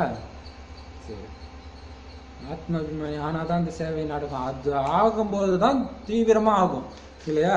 கம்யூனிஸ்ட்காரங்க சொல்றாங்கப்பா, உள்ள பூந்து சொல்றாங்க, அமெரிக்கா இப்படி இருக்குது அங்க இருக்குதுன்னு பஸ்ல ஏறி சொல்றாங்க, சின்ன பொண்ணுங்க சொல்றாங்க. இப்ப நாம ஏன் சொல்லக்கூடாது இல்லையா? இத்தனைக்கும் அவங்க அசாந்தியை தான் பரப்புறாங்க, நம்ம சாந்தியெல்லாம் பரப்புறோம். அதுக்கு தேக அபிமானம் தடையா இருக்கக்கூடாது. அதனால எவ்வளவு முடியுமோ அவ்வளவு ஆத்ம அபிமானியா இருக்கிறதுனால பயிற்சி செஞ்சுட்டே இருங்க. தனது படிப்பு மற்றும் சத்தியுக பதவியின் அந்தஸ்துடைய குஷி மற்றும் போதையில் இருக்கணும். நான் யாரு? நாராயணன். என்னுடைய அந்தஸ்து என்ன? நான் சின்ன விஷயத்துக்கு இதாகலாமா? ஒரு பாபா நினைவிலே இருங்க, ஏன்னா அது மூலமா தான் ஆயிட்டு இருக்கிறோம். ஸோ பாபா நீங்களும் இணைஞ்சிருங்க. நான் நாராயணன் பாபாவோட இணைஞ்சிருக்கிறேன். எனக்கு இந்த கலியுகத்துக்கு எனக்கு எந்த சம்மந்தமும் கிடையாது. நான் சத்தியுகத்துடைய குணாதிசயத்தை இங்க காட்ட வரேன். அதே சிந்தனையில இருங்க, அந்த போதையில இருங்க, அந்த குஷியில இருங்க, படிப்போடைய குஷியில இருங்க. சாதாரண படிப்பு அது 2 நாள் படிக்கலன்னா தெரியும். அதாவது நம்ம ஏற்கனவே வாணி எடுத்து முடிச்சிட்டோம், 2 நாள் சேவைன்ட்டு படிக்காம விட்டோம். படிச்சதே தான், ஆனா படிக்கல. ஆனா அப்பயும் மைண்டு காலியா இருக்கிறது தெரியுது. இதுதான் அமிர்தம், சஞ்சீவனி மூலிகை இல்லையா? இந்த போதையில இருக்கணும், ஸ்ரீமத் படி நடக்கணும், எந்த தவறும் செய்யக்கூடாது, மாயவங்களை செய்ய வைக்கக்கூடாது. உங்கள் கண்ட்ரோலில் தான் எல்லாமே இருக்கணும் இல்லையா? பாபா சொல்றாரு, எந்த தவறும் செய்யக்கூடாது, ஸ்ரீமத் படி நடக்கணும். வரதானம்: முறையீடுகளை நினைவினால் மாற்றம் செய்யக்கூடிய இயற்கையான மற்றும் நிரந்தர யோகி ஆகுங்கள். இது பிரச்சனை, அந்த பிரச்சனை, வீட்டில் பிரச்சனை, பண பிரச்சனை, மனப்பிரச்சனை, உடல் வியாதி, பண கஷ்டம் நிறைய இருக்குல்ல. எல்லாத்தையும் எதனால் மாற்றினா நினைவுனால மாற்றணும். எல்லாம் நன்மைக்கு தான். பாபா விட்டுற மாட்டார். அசைக்க முடியாது நிச்சய பற்றி நினைவிலே இருங்க. அப்படி மாற்றம் செய்யக்கூடிய இயற்கையான யோகியா இருக்கும். கஷ்டப்பட்டு பண்றது நினைவு கட் பண்றதுக்கு தான் கஷ்டமா இருக்கும். அந்த மாதிரி இயற்கையான நிரந்தர யோகி ஆகுங்கள். அதுக்கு விளக்கம்: இப்ப நீங்க முயற்சி செஞ்சீங்கன்னா இப்பவே அதோடைய பலன் கிடைக்கிறது தான் சங்கம யுகத்துடைய சிறப்பு தன்மை. இப்ப நினைவு சுரூபமா இருந்தீங்கன்னா இப்பவே பிராப்தியின் அனுபவம் கிடைக்கும். எதிர்காலத்துக்கான உத்தரவாதம் உங்களுக்கு இருந்தாலும் எதிர்காலத்தை விட உயர்ந்த பாக்கியம் இப்பொழுதுடையது.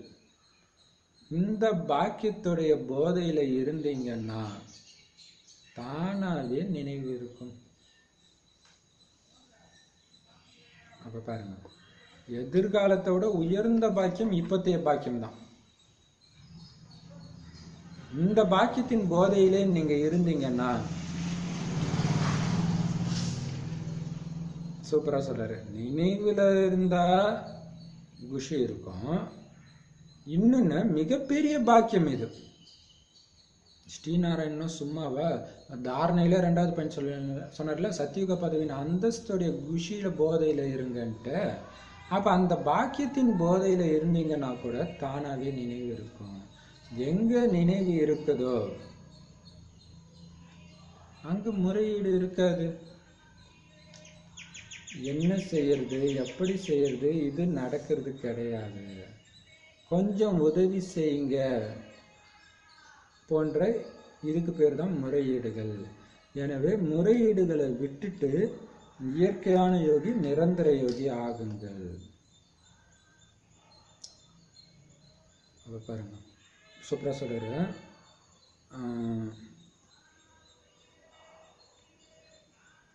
பாபா என்ன பாபா இப்படி ஆகுது இப்படி ஆகுது. அதுக்கு பாபா சொல்றாரு, சங்கமயுகத்துடைய பெரிய சிறப்பு தன்மை என்னன்னா, நீங்க செய்யும்போது அப்பவே அதோடைய பலன். ஒரு துக்கமான சம்பவம் நடக்குது, ஃபுல் பாபா நினைவுல இருக்கு, அப்பவே அதுல இருந்து விடுபடுவீங்க. அப்பவே அந்த செகண்டு. பக்தியில என்ன, எல்லாம் நடந்ததுக்கு அப்புறம் போய் கடவுள்கிட்ட போய் ஐயோ இப்படி ஆச்சே அழுதுட்டே இருப்பாங்க. இங்க அப்படி கிடையாது. அப்பவே மிக்ஸுங்க அந்த செய்யும்போதே அப்படியே மைண்ட் லேஸ் ஆகுது, உங்களுக்கு தெரியுது இல்லையா?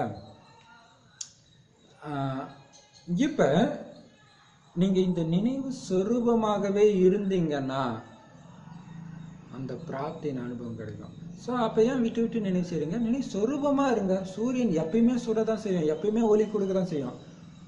அதான் சொரூபம்ன்றது, அது வெப்ப சொரூபம். நம்ம நினைவு சொரூபமா இருந்துட்டீங்கன்னா அப்போ அதோடைய அனுபவம் உங்களுக்கு தெரியும். என்ன நடக்கிறதோ உங்களுக்கு தெரியவே தெரியாது இல்லையா? மற்றபடி எதிர்காலத்துக்கு உங்களுக்கு ஓகே, பாபா உத்தரவாதம் கொடுத்துட்டாரு. ஆனால் அதை விட உயர்ந்தது இப்போத்தைய பாக்கியம்தான். ஸோ இந்த பாக்கியத்தோடைய போதை இருந்தது சாதாரண வாழ்க்கையா, பிராமண வாழ்க்கை இல்லையா? சத்தியுகத்துல ராஜ்யம் பண்றது பெரிய விஷயம் இல்லை. இங்கேயே நீங்க ராஜ்யம் பண்றீங்க, எல்லாரையும் உங்க கட்டுப்பாட்டில் வச்சிருக்கிறீங்க. பாபாவுடைய வழிபடி, பாபாவுடைய வழிபடி பணிவா இருந்தீங்கன்னா அவங்க பணிஞ்சிடுவாங்கன்றது. நீங்க சீட்டை விட்டு வாங்க உட்காருங்கன்னு சொன்னீங்கன்னா அவங்க இல்லைங்க நீங்க உட்காருங்கன்னு உட்கார வைப்பீங்கன்ற. ஸோ இதுதான் பாபாவுடைய வழி. ஸோ அந்த பாக்கியத்துடைய போதை இருந்துச்சுன்னா நினைவும் இருக்கும் இல்லையா? பாபாவுடைய நினைவு இருந்துட்டே இருக்கும். அப்ப நீங்க உங்களுக்கு பிரச்சனையே இருக்காது. என்ன பிரச்சனைனாலும் பாபாட்ட சொல்லுங்க. எனக்கு எந்த பிரச்சனையுமே இல்லை, நான் எப்படி பாபாட்ட சொல்றது இல்லையா? அதுதான். அப்ப நினைவு இருந்தா இங்க பிரச்சனையே இருக்காது, கம்ப்ளைண்டே இருக்காது. போதையில தான் பாபா பார்த்துட்டு இருப்போம். அப்ப பாபா என்ன பாபா செய்யறது, எப்படி செய்யறது பாபா, இது நடக்க மாட்டேங்குது பாபா, நான் இப்படி பண்ணணும்னு நினைக்கிறேன் பாபா, உன் சேவை தான் பாபா பண்றேன், ஆனா நடக்க மாட்டேங்குது பாபா. நினைவுல இரு, பாபா பண்ணுவார்ன்ற நிச்சய புத்தியில இரு, கண்டிப்பா நடக்கும் இல்லையா? அதுதான். அதான் எனக்கும் ஆச்சரியம். திடீர்னு மாதாஜி வந்து பிரதர் வாங்க நம்ம இந்த கோயிலில் கொடுக்கலாம்னாங்க. அதாவது அந்த கோயிலுக்கு வர சொன்னாங்க. எதுக்கு வர சொன்னாங்க, அவங்க பர்மிஷன் கொடுப்பாங்களா எதுவும் தெரியல. சரி பாபா எதுக்கு போனோம் பேசணும். அவர் பார்த்தாரு, கோயிலையும் பார்த்தாரு, நோட்டீஸை பார்த்தாரு. சிவன்ற வார்த்தையே இல்லை, சிவன் கோயிலுக்கு வந்திருக்கிறீங்கன்னாரு. அப்போதான் எனக்கே தோணுச்சா, அப்பாவை வெளிப்படுத்தவே இல்லையே, இறைவன் மட்டும் போட்டிருக்கிறோம். ஆனால் அது எல்லா மதத்துக்கும் இதாகணும்னு போட்டது. ஏன்னா சிவன் பக்தர்கள் அது பெருசாக நினைக்க மாட்டாங்க, கிருஷ்ண பக்தர்கள் தான் சிவனை ஏற்றுக்க மாட்டாங்கன்னு போட்டோம். அப்போதான் எனக்கு தோணுச்சு. அப்புறம் தான் இந்த பேனரில் வந்து சிவனுடைய மகிமை தனியாக அப்பாவை பிரத்யட்சப்படுத்துகிறோம். ஸோ அப்போ பாபா அதுக்காக தான் அங்கே அனுப்பிச்சிருக்கிறாரு. பர்மிஷனும் கொடுத்தாச்சு, பேனர் கூட வச்சுக்கோங்கன்னு சொல்லிட்டாங்க கோயிலே கூட. ஆனால் சிவன் தான் இருக்கணும், கிருஷ்ணர் இருக்கக்கூடாதுன்னு இருக்காரு. சிவன் கோயில் அங்கே. அப்போ பாபா சொல்றாரு, அப்போ இது நடக்கல, கொஞ்சம் உதவி செய்யுங்க. இந்த முறையீடே இருக்காது, நினைவிலே அப்படி குஷியில நீங்க காரியம் செய்வீங்க. குஷிக்காக செய்யல, குஷியிலே செய்வீங்க. செய்யறதுல தான் குஷியும் இருக்குது. அந்த நினைவு மட்டும் கட்டாகாம பார்த்துக்கோங்க. புத்தி பாபாவோட இணைஞ்சிருக்கணும், கர்மேந்திரியங்கள் பாபாவுடைய சேவையில மூழ்கி இருக்கணும். மாய கிட்ட கூட நெருங்க முடியாது. இதான் ரெட்டை போட்டு. அப்ப இந்த முறையீடு செய்யறதெல்லாம் விட்டுட்டு நிரந்தர யோகம், எல்லாத்துக்கும் தீர்வு என்ன, அந்த புள்ளி தான் இல்லையா? இவங்க ஒரு பாட்டுலாம் வரும், இது ஆகுறது நீர், அது ஆகுறது நீருன்னு திருநீரை பத்தி, திருநீற்று பதிகம்ட்டு. சிவன் அந்த இது இருக்கும். இப்போ எல்லாத்துக்கும் சால் வந்து திருநீர் கிடையாது. 3 கால ஞானம் ஆத்மா இல்லையா, ஆத்ம நினைவு, பாபாவுடைய நினைவு. அது புரியாம அவங்க இதுன்னு நினைச்சுன்னு இருக்காங்க. எங்க அம்மாவுக்கு உடம்பு சரியில்லைனாலே விபூதி எடுத்து சாப்பிட்டுனே இருப்பாங்க. இப்பதான் கொஞ்சம் சாப்பிடாம இருக்கிறாங்க. ஸோ தெரியல அவங்களுக்கு இல்லையா. சரி, ஸ்லோகன் சூப்பரானது. நடுவில் பாபா சொன்னாரு, கொஞ்சம் மறந்து போச்சு, இப்ப மறுபடியும் ஞாபகப்படுத்துறாரு. எதை ஞாபகப்படுத்துறாரு? யார் தன்னை விருந்தாளின்னு புரிஞ்சு நடந்துக்கிறாங்களோ அவங்க தான் மிக உயர்ந்த நிலையை அனுபவம் செய்யறாங்க. இது என்னுடைய உலகமே கிடையாது, இங்க நான் விருந்தாளி அப்படி நினைக்கிறவங்க தான் பயங்கர உயர்ந்த நிலையை அனுபவமே செய்ய முடியும். எவ்வளவு பெரிய விஷயம் இல்லையா. விருந்தாளின்னு புரிஞ்சுக்கணும். இது நான் இல்லை, அப்ப நான் யாரு? ஆத்மா. ஆத்மா விருந்தாளி. சும்மா இந்த வீட்டுக்கு வந்திருக்கிறேன், கண்ணை பயன்படுத்தி செய்வேன், காது கை காலை பயன்படுத்தி எல்லா ஈஸ்வரிய சேவையும் செஞ்சுட்டு போயிடும். இதுல எனக்கு பற்று இருக்காது. அப்பதான் கூப்பிட்டோன்னே போக முடியாது. நான் விருந்தாளி ஆத்மா இல்லையா. 3 கால விபூதி பட்டம் 3 பட்டம் சிருஷ்டி இது என்ன சொன்னா ஆத்மா நினைவு.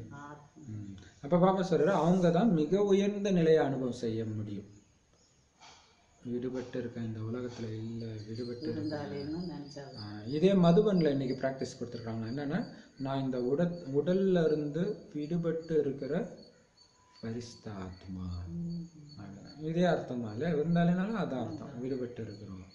ஓம் சாந்தி. பாபா என்னென்ன சொன்னாரு? பாபா சொல்றாரு, இனிமையான குழந்தைகளே, இந்த பழைய உலகம் இறுதி நேரம் வந்துருச்சு. இறுதி நேரம் பற்ற நீக்கிடு குழந்தை. நீங்கள் இந்த சங்கமத்துக்கு வருங்கால ராஜ்யத்தின் இப்பவே தகுதியுடையவராக அப்படின்னு சொல்றாரு. ஆகணும். பாபா மாமா பாபா பாபா மாமா மாமான்னா அதுக்கு தகுந்த மாதிரி அவங்களுக்கு ஈத்துல ஆகி காட்டுங்க. நான் அவங்க குழந்தை தான் நிரூபிச்சு காட்டுங்க. சூப்பர் இல்ல. ஆண்டவர்லாம் மலை மேல போனாங்க மறைஞ்சிட்டாங்கன்றாங்க, அப்படி எல்லாம் பிரளயம் பாபா சொல்றாரு. பிரளயம் அப்படின்னு சொல்றாரு, அதுவும் அந்த மாதிரியும் இல்ல அப்படின்னு சொல்றாரு பாபா. சொர்க்கத்தை இடத்துல வந்து சொல்றாரு. அப்புறம் அப்பாவுடைய குழந்தையானாதான் ஆஸ்தி கிடைக்கும். ஆஸ்தி கிடைக்கும். என்ன சொன்னீங்க? என் நினைவுல இருந்தீங்கன்னா எந்த தடையும் ஒண்ணும் செய்யப்படாது. நினைவுல இல்லாதால்தான் குஷியும் குறைஞ்சு போகுது உங்களுக்கு. நீங்க என்ன உத்தரவாதம் கொடுத்தீங்க பாபாட்ட? நான் உன்னுடைய ஒரு ஆனாவும் அடுத்தவங்க நான் வழிபடிதான் நடப்பேன். கேரண்டி கொடுத்துருக்கீங்க, அதை காப்பாற்றுங்க. சரி இல்ல, பாபா நினைவுல இருந்தா குஷி அளவற்றதா இருக்கும். ஸ்ரீமத் படி நடந்தா அளவற்றதா இருக்கும்ன்ற அதீந்திரிய சுகம் கிடைக்குது. ஸ்ரீ நாராயண ஆக போனீங்கன்னா எவ்வளவு குஷி இருக்கணும். அந்த குஷி ஏன் ஏற்படலைன்னு அடிக்கடி கேட்கிறாரு. இவ்வளவு குஷி இருக்கணும். யாரு சொல்லி கொடுக்குறா? 84 பிறவி முடிச்சிருக்கிறீங்க, ஸ்ரீ நாராயணன் ஆக போறீங்கன்னா எவ்வளவு குஷி இருக்கணும். அந்த கவர்னர் இவங்களுக்கே குஷி இருக்குது இல்லையா. எவ்வளவு பெரிய விஷயம். கவர்னரா இருக்கிறது அப்படியே வாழ்நாள் ஃபுல்லா கவர்னரா இருக்க போறது கிடையாது. ஆனா நீங்க வாழ்நாள் ஃபுல்லா இருக்க போறீங்க 21 பிறவிக்கு. அப்ப உங்களுக்கு எவ்வளவு குஷி இருக்கணும் இல்லையா. உள்ளார்ந்த குஷி இருக்கும். லட்சுமி நாராயணர் வார்த்தையை வச்சு ஏணிப்படி பாட்டு வச்சு நல்லா விளக்கமா சொல்லலாம் அப்படின்னு அது வந்து சொல்லியிருக்காரு. சூப்பரா சொல்லுங்க. முதல்ல பிரம்மா மூலமா பிராமணர்களை தான் படைக்கிறாரு. விராட்ட ரூப ரகசியம் சொன்னாரு. அதுதான் உச்சி குடிமையாக உயர்ந்ததுல உயர்ந்தவர் இறைவன் படைக்கிறார். பிரம்மா படிச்சாரு பிரம்மா முதல் பிராமணர்களை தான் படைக்கிறாரு. அது தெரியல. படைக்கிறாரு உயர்ந்தவர். மூதாதையர்கள்னாவே நம்ம தான். ஆனா தெரியாது, வீட்டுல இருக்கிற மூதாதையர் நினைச்சிடுறாங்க நம்ம தான் மூதாதையர் அப்படின்னு ஒரு தடவை வானிலை சொல்லியிருக்காரு பாபா. அது எல்லாரும் புரிஞ்சுக்கணும். இப்ப பாபா சொல்ற சேவையில தான் நிறைய தாமதம் ஆகுது. மாயா அந்த அளவுக்கு சக்தி வாய்ந்தது. குழந்தை மூக்க காதை பூச்சிக்கிட்டே இருக்குது. அதான் கிரகச்சாரம். அதுவும் இந்த டைம் ரொம்ப மோசமா இருக்குது விகாரங்கள். ஆனா ஒரு காலத்துல நீங்களே தூய்மையா இருந்தீங்க, நிரூபிச்சு இதை சொல்லுங்க. இந்த சேவை எந்த சேவை செய்யறதுக்கும் பயங்கர ஆர்வம் இருக்கணும். அப்படி ஆல்ரவுண்டரா இருக்கிறவங்க தான் சிம்மாசன அதிகாரி ஆக முடியும். அப்புறம் என்ன சொன்னார்? தாய்மார்கள், பெண்கள், குமாரிகள்லாம் இந்த சேவை செய்யுங்க, அம்மா பாபா மாதிரி பண்ணுங்க. அம்மா ஆனாங்கல்ல, புகழ் பாடுறீங்களா நீங்களும் ஆகுங்க, அவங்களும் பொண்ணு தானே, ஆகி காட்டுங்க இல்லையா? சூப்பர். வரதானம் முக்கியமா தேக அபிமானத்தை விட்டுருங்கன்றது, அதுதான் ஆத்ம அபிமானியாகும்.